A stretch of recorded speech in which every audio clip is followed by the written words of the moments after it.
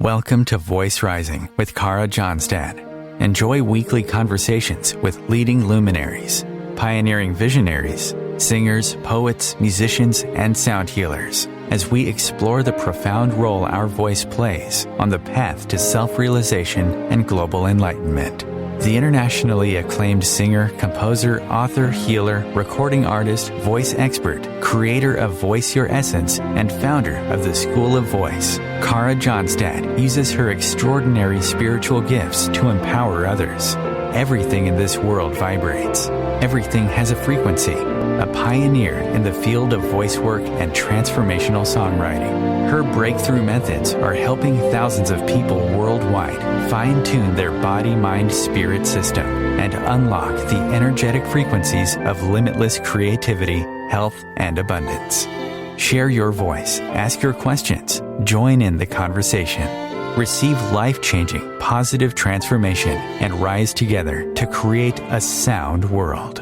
And here's your host, Kara Johnstad. Hello, everybody. Welcome to Voice Rising. With me today is poet and storyteller Rosemary Trommer Wahtola. Rosemarie inspires so many of us to find our authentic voice, to tell our stories, and to dedicate ourselves to the poetry path. She also is an incredibly gifted poet herself, and her new book, All the Honey, is available from Samara Press on April 18th, 2023. Rosemarie co-hosts Emerging Form podcast on creative process, Secret Agents of Change, and Soul Writers Circle. So you can really write with Rosemarie. Her poetry has appeared on A Prairie Home Companion, PBS News Hour, O Magazine, Rattle.com, American Life and Poetry, Carnegie Hall stage, and her daily poetry blog is entitled 100 Falling Veils. Her most recent collection, Hush, won the Halcyon Prize. Naked for Tea was a finalist for the Able Muse Book Award, and her poems are included in the acclaimed anthologies Poetry of Presence, How to Love the World, and The Path of Kindness. Welcome, Rosemarie, to Voice Rising. Hi, Kara. Thanks for having me back. I'm so grateful to be with you again. I am also grateful, and it's pretty amazing. I was looking at those dates. It's been less than 2 years since our last time together, and yet the winds of life have profoundly impacted our lives. So maybe you can share with our listening audience where you are on this early autumn day in 2022 and what things are touching you the most. Well, geographically, I'm in the same place. I still live on the banks of the San Miguel River in southwest Colorado. Beautiful. And that hasn't changed. But I Yes. feel as if so much else has changed for me in the last, just over a year. Mm-hmm. I'll say that in August of 2021, my teenage son took his life, and that has uprooted everything I knew about everything. It's been quite a year, and then in the same year, my father died of kidney failure 3 months later. So that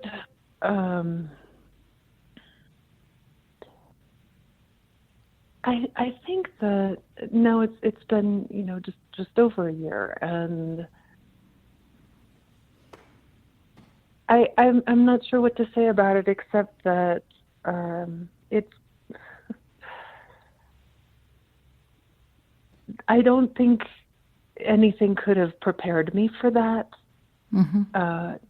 I don't think that.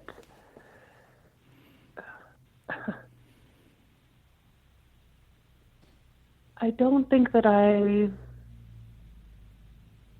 would have ever known a year ago, 2 years ago, that it was possible to meet something like that, or the flood of love that would come, or how that would look, or I hope no one ever has to know again. But of course, Yes. they will, and I will. Tragedy comes, and I guess maybe then just because of this program, I guess what I would say is that what I could not have known was what a gift I had been giving myself for decades before this happened by having a writing practice in place. Yeah. So that when it happened, I had already a daily practice of showing up and being curious about what's here. When the stakes were much lower, right? When when it wasn't about meeting something that was absolutely devastating. So in those days, and I've had this daily writing practice now for 16 years or more. Even so, I didn't write in those days that immediately followed his death. I didn't write for 7 weeks at all. But I had a habit of showing up. And that habit saved me. I knew it in the moment. I know it even more profoundly now, how that habit of showing up saved me.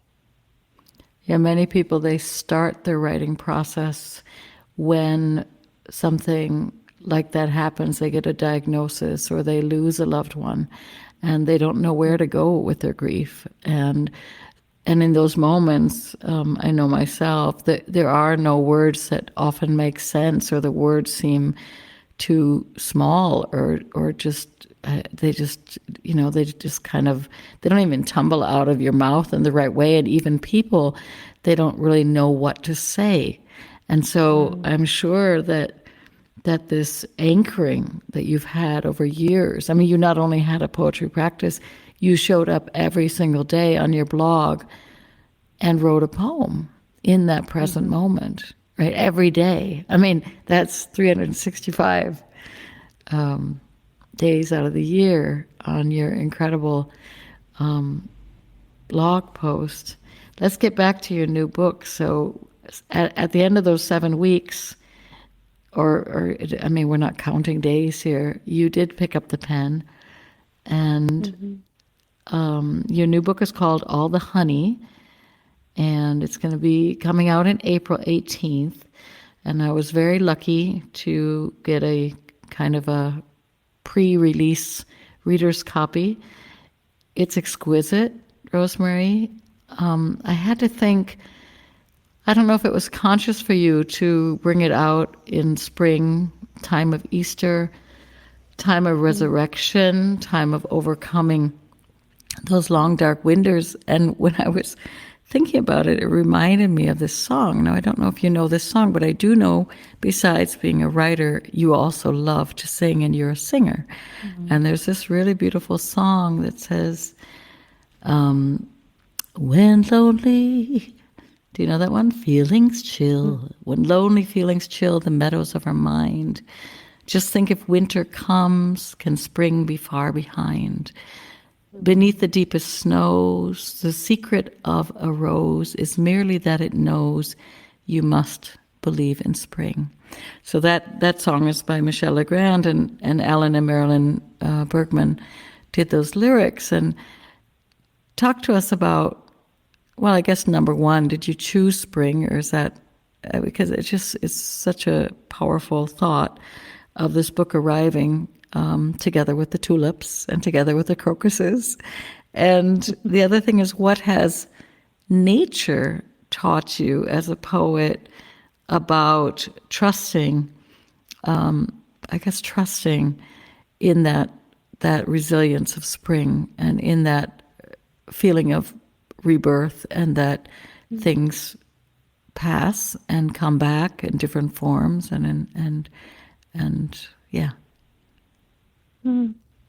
It's a glorious synchronicity that it comes out in spring, but I think it's just when the publishing world said that's how it will work in terms of the scheduling. So that's just and April's also National Poetry Month, although I always laugh at that. I think, it's Poetry Life, not Poetry Month. I do think, Kara, forgive me, something that you said was that about the trust. And I don't know that I ever understood before how essential that is for writing, for healing, for living deeply into the moment. It seems as if the word trust comes up now in every conversation. I realize how much trust is necessary just to sit down with a blank page and trust that something will happen, and that it may not be good, but something will happen. And that, related, I suppose, to the word trust is the word true, which has been a guide for me as I write for many years now. I always say to myself, it doesn't have to be good, but it has to be true. I just tell myself, write the next true thing, write the next true thing. So as I've been meeting the death of my son, the death of my father, and sitting down again to write again, and I've been somewhat astonished by that, not only the call for it to be true, right, but also the power that comes from knowing how much is at stake. And I don't know that I really understood that to the depth that I do now. I'm sure I'll learn new layers in the future, but to really get how it felt like it had never been more true that I needed to write the truth.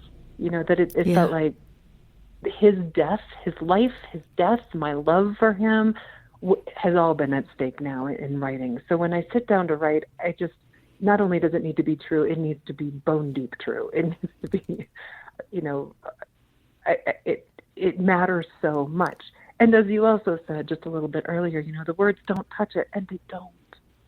And they don't touch it. And yet the practice of showing up and noticing what's here, the practice itself touches it. Right? The practice itself allows us to really be in tune with this is what's here. Even if the words themselves always fall short, which of course they do. Of course they do. So we write another poem, and we write another poem, each of them an attempt to touch what's true. Yeah. Rosemary, I'd love our listeners to hear some of your poetry. Would you like to read How Healing Comes for us? Yes. How healing comes. Healing comes less like a falcon with mighty wings, and more like an earthworm that slowly moves beneath it all, tightening up, then stretching out, tightening up and stretching out. A simple two-part rhythm. Some days, that is all the body can do. Contract, expand, contract, expand. In the meantime, through this artless act, what is dense becomes porous. In the meantime, what is stuck and clotted gets moved around.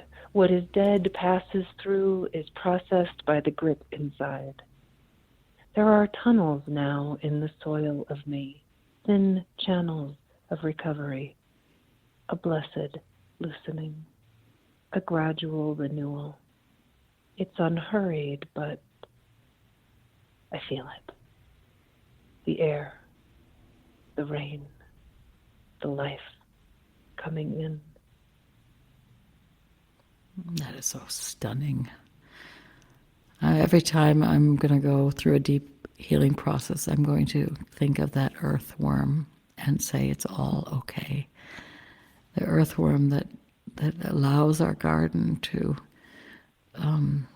get the nourishment and the oxygen, right? That slow, steady, beautiful. Rosemarie, throughout our history, as a humanity, we've used the power of poetry and the power of lyric to really, the power of music, I guess, to unite our suffering, this slow, steady pulse that allows those salty tears to fall and to hold us tenderly. So how do we turn, you've already said it with the writing practice, but how do we turn pain into our guide? How do we invite that in without feeling like maybe we do feel like we're drowning. I mean, maybe it is that we have to allow all of it. But what's your experience with making the pain our guide? Good question. So a couple of things come immediately to mind, and one of them is this. I noticed right away that that there was no part of me that wanted to push the pain away. I didn't want to not feel. I wanted to feel it. I wanted to feel it all. I felt like that was I don't know that I could say I could have helped it either. I don't know that was even an option for me, except that I knew that I was on board with it, that I was a willing participant in my life in that moment to meet it all. And people would say things, I remember, like, I wish I could take just a little bit of it away from you and carry that for you. And I said, I wouldn't want you to. I wouldn't want you to take any. I don't want to not feel this all, and devastating as it was. But I think that willingness, again, I feel like it's something that comes not only in the daily practice of poeming that I've done, but also in, a very long time spiritual practice that I've had with my teacher, Joy Sharp, in which, one of the most beautiful teachings she's ever given me is say yes to the world as it is. And I remember in that moment of, in that first moment after he died, and in the many, many moments that followed, I think I had an immediate no. I don't want this to be true. And then I let go of that no almost instantly, right? Because it wasn't what was. It was true that he was gone. And so the word yes itself, I think, was a little bit too exuberant for me in those first days. I couldn't say yes. That was just a little too much. But I could say okay. I'll never forget this, Kara, how that word became a mantra for me in that time. I realized that I was saying it again and again and again and again. I would, I would wake up, I'd say, okay, and I'd open my eyes, okay, and roll over, okay. Like I just punctuated every movement, every thought, every action with okay, and just okay. I think if there's no verb in it, it didn't require anything of me. There's no, it's not trying to do anything. All it does is meet it in the most humble way. And I could do that. I could do okay. And to know then that so little is asked of us in these moments following a deep grief, except to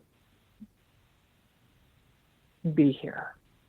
And if we can do that, right? If we can just be here, then I think your question was about allowing pain to be a teacher or a guide.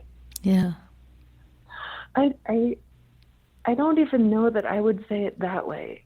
I think I might say that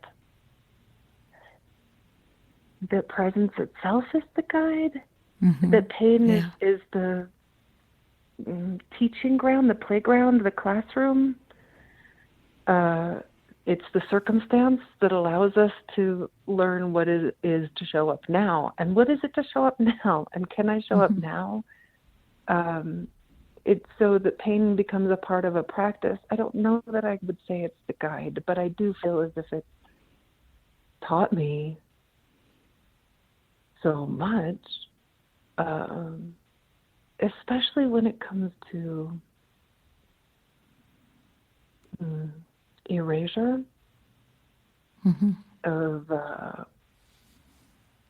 of who we think we are, of these identities that have been built up, of these stories that we tell ourselves. And I think pain can do a really good job of helping to erase some of those stories. And that, I think, erasing those stories, I think, is a part of what helps us then be more present. And I think that presence is what does the real healing. Read for us. We're gonna take a break, but before that, I would love you to read. Oh no, we're gonna take a break. Okay, we'll come back, and after that, you can read for us your beautiful poem.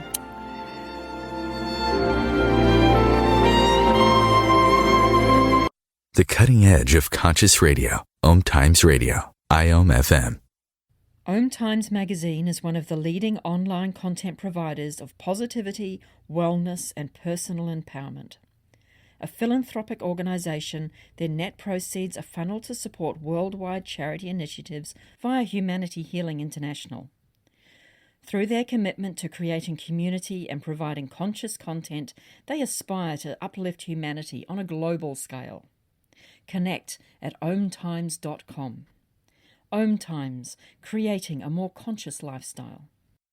With happy clients all over the world, Kara Johnstad knows that your voice is the missing link to more authenticity, abundance, creativity, and health. An internationally acclaimed voice expert, Kara's breakthrough methods have helped thousands of people successfully heal their voice wounds and extinguish the story of self-doubt and shyness forever.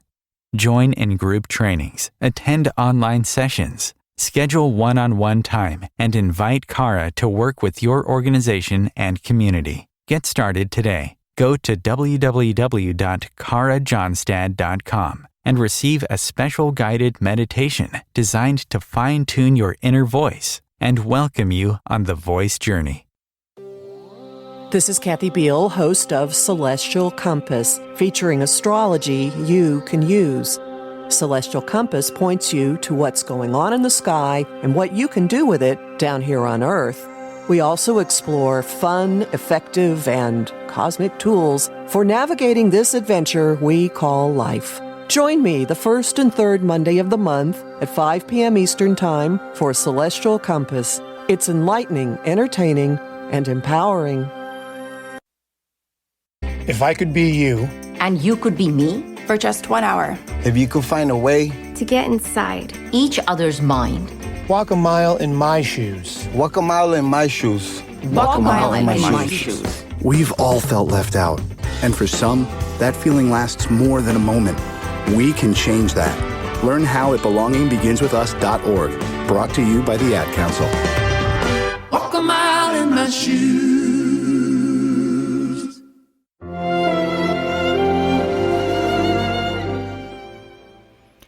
Welcome back to Voice Rising. Today I am with acclaimed poet Rosemary Trommer Wahtola, and her most recent collection, Hush, won the Halcyon Prize. Naked for Tea was a finalist for the Able Muse Book Award, and her upcoming release, All the Honey, is coming out in spring of 2023 and is destined to become a classic collection touching the lives of many.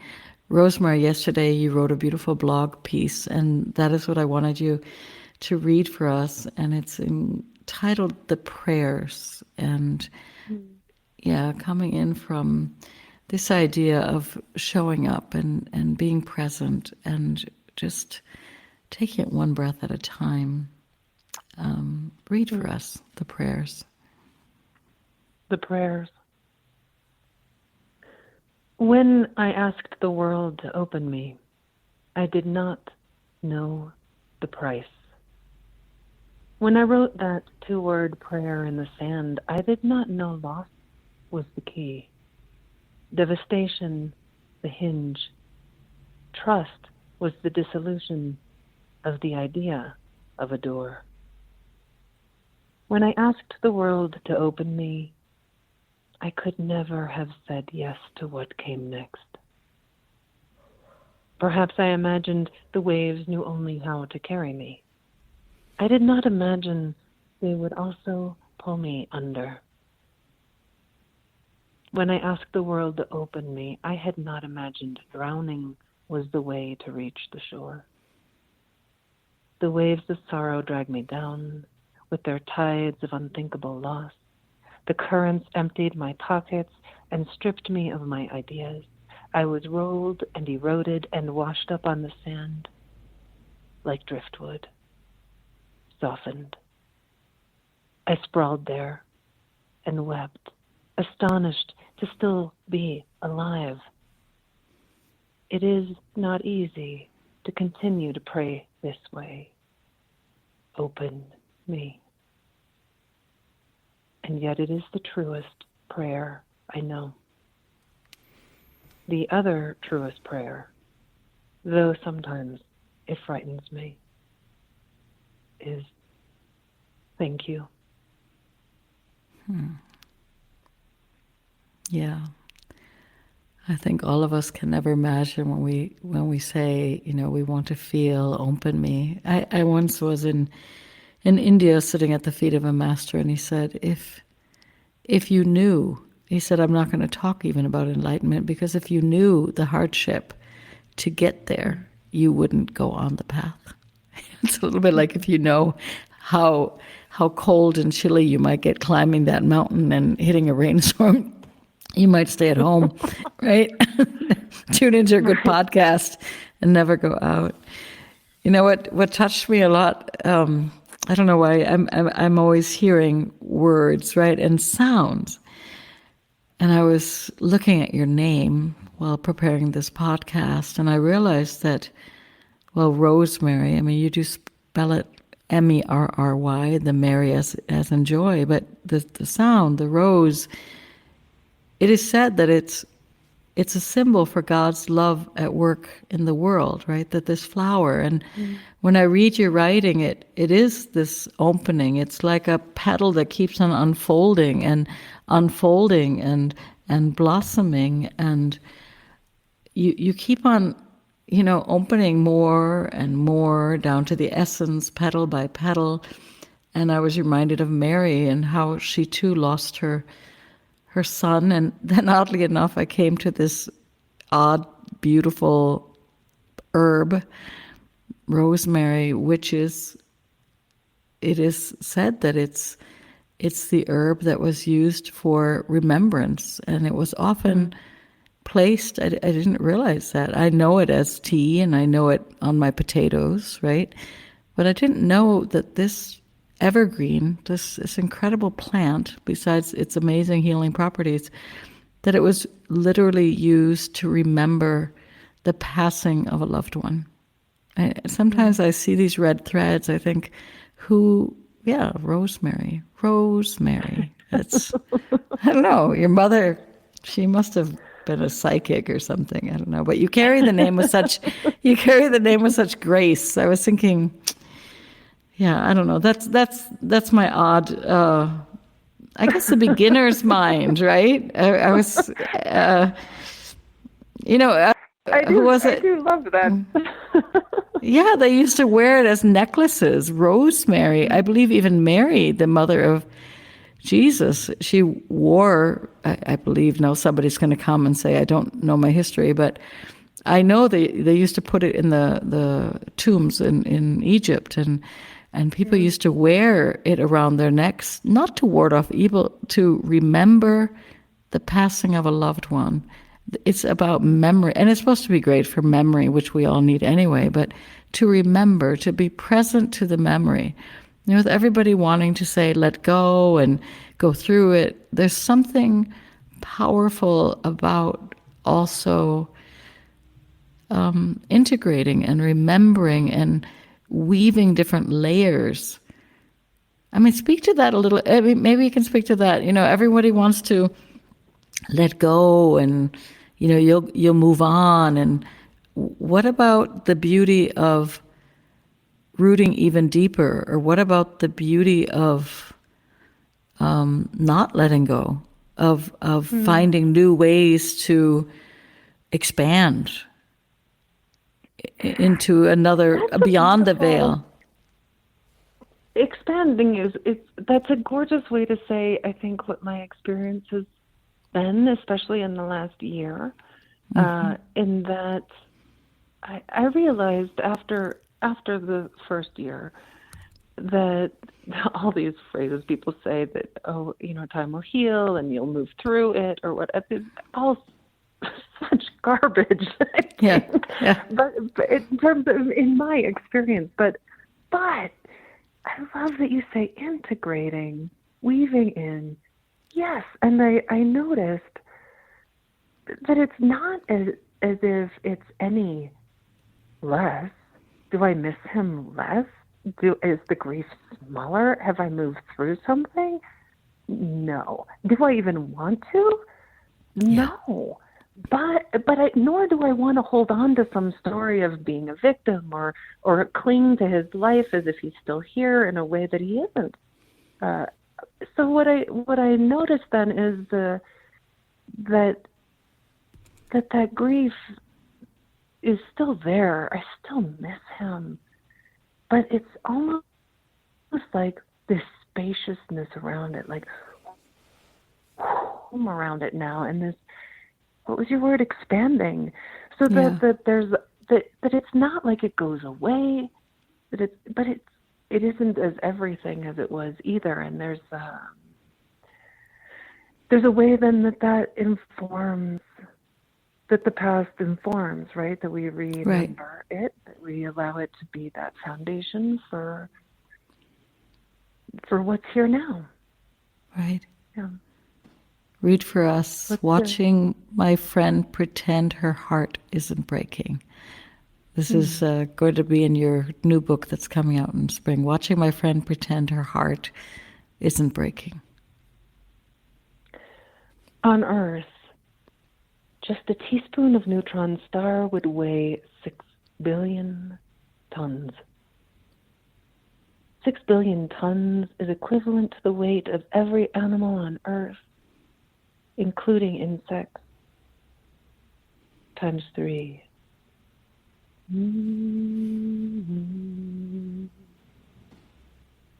6 billion tons sounds impossible until I consider how it is to swallow grief.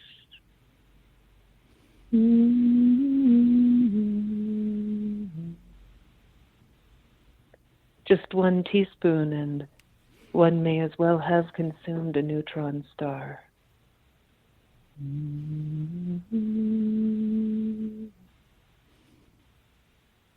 How dense it is, how it carries inside it the memory of collapse.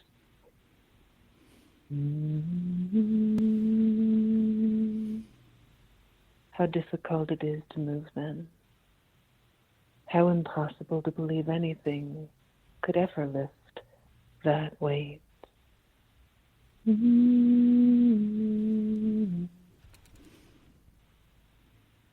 There are many reasons to treat each other with great tenderness. One is the sheer miracle we are here together on a planet surrounded by dying stars.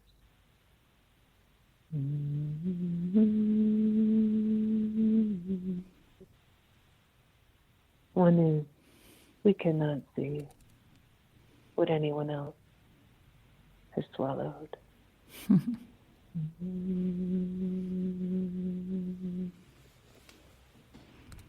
We cannot be what anyone else has swallowed.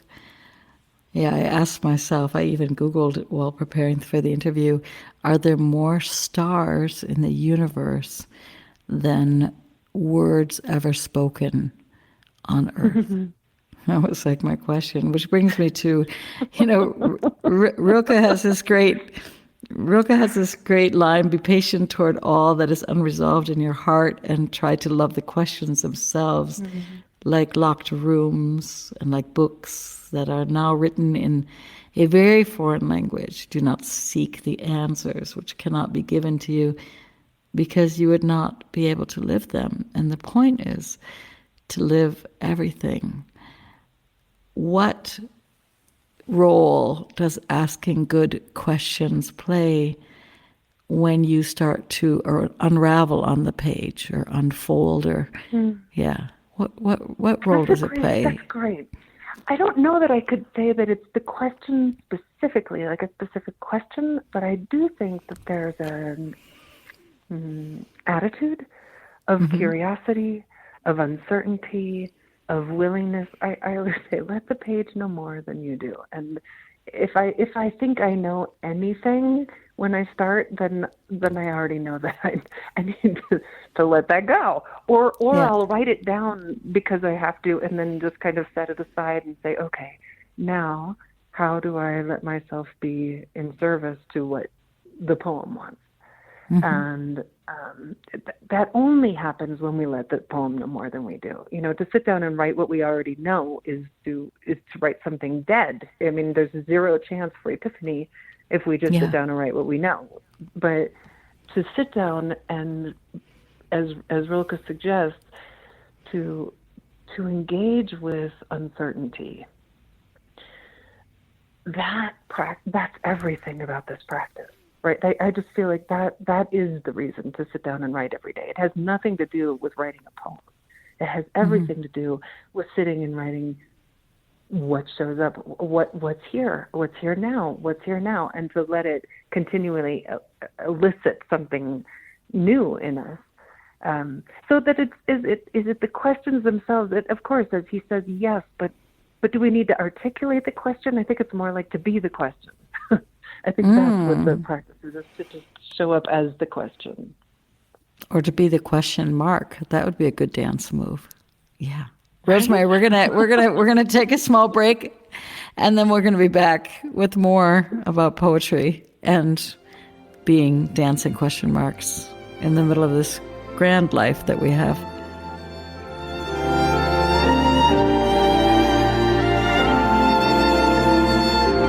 Bringing a more conscious lifestyle to your world. OMTimes Radio. IOM FM. Ascending Hearts is no ordinary dating site, but a spiritual dating site with a purpose, to link you with your soulmate. We engineer the serendipity so you can trust that you will attune with someone that has the same matching vibration as you. Ascending Hearts, the conscious dating site for the spiritually aware. Try Ascending Hearts for free. AscendingHearts.com. My name is Victor Furman. Some call me The Voice. I've always been fascinated with human nature, spirituality, science, and the crossroads at which they meet. Join me Wednesdays at 8 p.m. Eastern on OMTimes Radio, and we'll explore these topics and so much more on Destination Unlimited. You came across someone struggling with hunger. How would you recognize them? Would you notice an 8-year-old girl who's not excited for summer break because she may not be having lunch again until September? Or a war veteran who's having a hard time landing a job and getting back on his feet? I am the 1 in 8 Americans who struggle with hunger.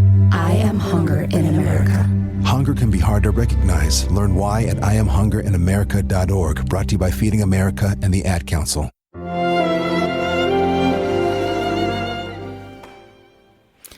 Welcome back to Voice Rising. Today I am with the acclaimed poet Rosemary Trommer Wahtola, and she has a new book coming out in spring. It's called All the Honey, and all I can say to all of you guys, I saw it's already listed out there.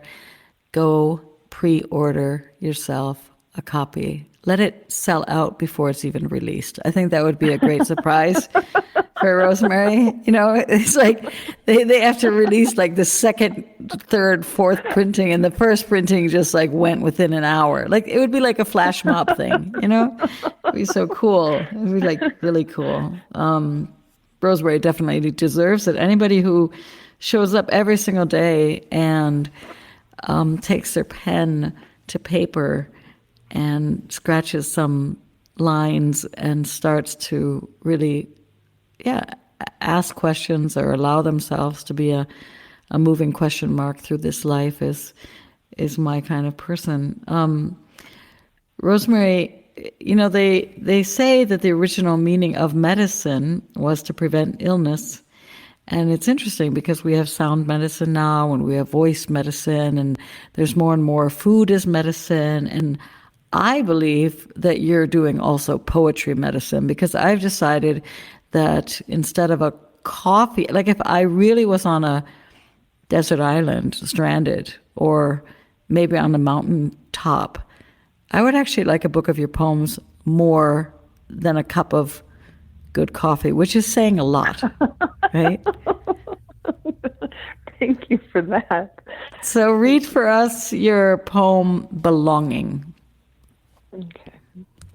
And it occurred to me, I was listening as they were doing the public service announcements in the beforehand, not this last one, but the one before where it said something about walking in each other's shoes. And I thought, oh, if I could be you for an hour, if you could be me. That's kind of, I suppose, where this poem is coming from. This is belonging. And if it's true, we are alone. We are alone together.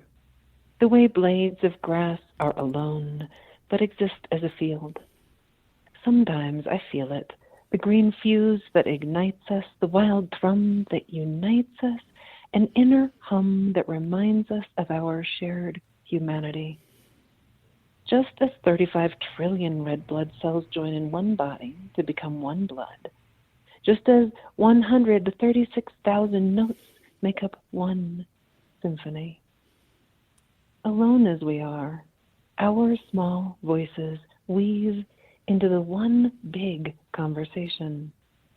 Our actions are essential to the one infinite story of what it is to be alive. When we feel alone, we belong to the grand communion of those who sometimes feel alone. We are the dust that hopes, a rising of dust, a thrill of dust, the dust that dances in the light with all other dust, the dust that makes the world. We are even the dust bunnies that are in our living room behind the sofa. Even that. No Even more that. than the dust bunnies. Just a little. That's why we don't ever clean the house, because we know that we'd be harming something great and grand, right? Our actions are essential to the one infinite story. So this is a curious question for you. Most of us, deep down, we long to find our true, authentic voice, and we long to have someone in our lives, if not a community, able to listen, to deeply listen. We long to be heard, all our idiosyncrasies, and then we mumble and we show up and we do. There's a great word that was coined by Tokapa Turner called bravery. Not vulnerability, bravery. And yet, sometimes when we open in a deep longing to belong, we are not understood. And that is so painful for many people that they close off their heart and their voice for a very long time. So what can we do as people and friends to hone our skills of, number one, sharing authentically and being intimate and present with the moment, showing up, and number two, I guess, being on the other end and practice the art of deep listening. Oh, they really go together, don't they? I think that's kind of where the belonging comes in. Yeah. Yeah. Well, I think number one, I think you're very right that there's a deep relationship between these acts of listening and speaking. And I think that the more deeply we listen, the better chance we have of speaking in a way that we can be heard. I don't doubt that they go hand in hand that way. Also, of course we're going to be misunderstood. We're misunderstood all the time. And there's no way that anyone will ever read something that we write or even hear the words we say in the way we completely mean them to be understood. That just will not happen. I think that's utterly unrealistic. People project all the time because that's what we do. That is how we understand each other, is through the lens of ourselves. And we do the best we can to get out of our own ways. But I always think, when you put a poem into the world, then when a person reads it, each time that happens, half of what happens in that meaning-making process is the poem, and half of what happens is the person reading it. I think it's even. Yeah. And we can only read and understand to the amount that we are capable of understanding. And then we, of course, bring this whole body of our own experience to everything else we do. So I think just trusting that is how it is, letting go of our control of how somebody's going to receive our work, that's big. I think that's huge. And we have to. And also, as we begin to share our work, if we're not used to sharing our work, if it's exceptionally vulnerable, to know that some things are too vulnerable to share. They are. They just are. And if you aren't able to share it and hear any feedback on it at all, then don't yet. Then let it continue to ripen in you. That's, I think, essential. But the other thing is to find a way then that is safe enough to share, right? So if it's not putting on a blog every day for the entire world to read, which is a crazy, ridiculous, vulnerable act. I didn't start that way, right? It didn't start with sending it out to the whole world. I started with a few trusted friends. Then I sent it to them every day for, 6, 7, 8 years before I started, maybe even more than that, before I started putting it into the world every day for anyone. I think that find a person you trust and let them read it, and let them know too what you're able to hear. Sometimes people will share a poem with me, and I don't know, do they want feedback about what this poem still has to teach them in ways they might want to rethink it, or do they just need to hear that I heard their poem? And I can just give them back a phrase that they said so they know they've been heard. One of my favorite listening ways, when I encourage people to share after a writing workshop, I use these words that came from Bill Plotkin at the Animas Institute. I've changed them slightly, but are you willing to listen with the ears of your heart to the other voices of yourself speaking? And I think when we listen to each other in this way, knowing that we're hearing the other voices of ourselves, knowing that we're listening with our hearts and our whole bodies, really, that changes the quality of our listening. And I try to invite myself to listen that way all the time. Yeah, I love that, because so often also to know, that was a very important line you said here, to know when to share. There's so many writing groups, and I've been in a couple, and then you have a really deep moment. But in many writing groups, you're asked always to share all the time, right? You're in a little circle, and then it's like, okay, we do our 10-minute writing, and now everyone's going to go around the circle and share. And sometimes I have these moments where it's like, I don't really want to share because it's so fragile. It's like a fresh seed that I sense. I just planted it in some dirt, and it's precious. Like, I just don't want it to be exposed so quickly to commentary or to even to listening hearts. I just don't. I just would like to keep it. And it's good when you find teachers that are are fine with you simply saying, hey, I want to keep this place of fragile, tender vulnerability. It's not because I'm afraid of sharing. It's because it's like gossamer wings. There's such a translucent, fragile moment that it might literally break or die if you just throw it in the group like that, right? And read for us your poem. This one I love so much. This one I'm going to have printed as a poster on my wall. Read for us your poem, Temple. Okay. Oh, body, cracked bell that still sings when struck. Oh, leaky cup. Oh, broken stem. I love you, body. Your crooked path, your crumbling walls, your faulty math. I love the way you stopped believing you could ever hold it all. How you began to let yourself become the one that's being held. I love the graffiti on your inner halls, scrawled names of all who shaped you. Oh, body, my wreck, my holy glove, my street-worn soul, my crumpled page. Forgive me for years of trying to fix you, for believing the fable of whole. You, my perfect, wounded heart, my stuttered hymn, my sacred begging bowl. Yes, my sacred begging bowl. I really have to write that down. I have to cough just a second.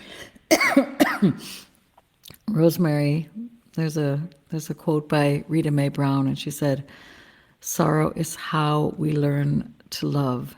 And with everything you write, you said it in the poem before also, the idea of to open yourself to, it's a path of love, right? And the path of gratitude. So we know this from Bhakti Yoga. It's a path of devotion, the path of love, and the Bhagavad Gita, the Song of God. These are paths, and Bhakti poetry is the devotional genre of love poetry. Would you consider yourself like Mirabai? And I don't know, would you consider yourself a Bhakti poet? Because I sense so much devotion and surrender and just seeking truth in every moment. I don't think I would have known to say it that way, Kara, but absolutely. Now I know. Now you know. Now I know. Finally, you got a label. Finally.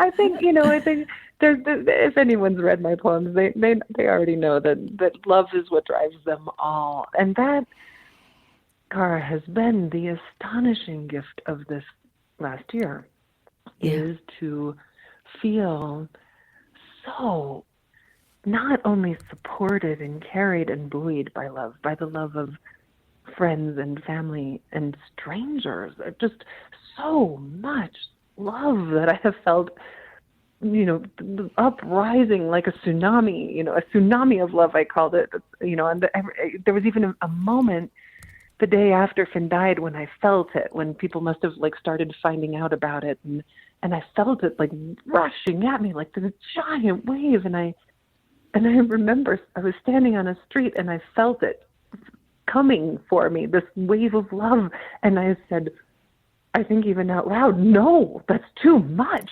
Yeah. And it was just like love just crashed over me and obliterated my no, and just infused me in a way that not only carried me, but I feel has utterly transformed me, and went into every cell and rewrote it. And there has been this kind of astonishing feeling of being remade by love in the last year, in a very powerful, embodied, energetic way that continues to astonish me. Yeah. Beautiful. Rosemary, I thank you for being with me today at Voice Rising, and we are all wishing you much luck with the release of your new book, All the Honey, which is sweet and sticky and healing. And and honey is, of course, what we call our beloveds, right? Also like, hey, honey. So all the honey, all the love that you can, I don't know, not even muster up, that you can continue to open to. And for everybody out there, follow Rosemary Wahtola Trommer all over the place. She's all over the place doing her projects. And do you have any last words? We're going to you could probably get hit by a wave of Kara Johnstad's voice. I know your one word mantra is, what is it? Or at least it was. Adjust. Adjust. Thank you, Kara. Much love to you, Rosemary. Bye-bye. Bye, honey.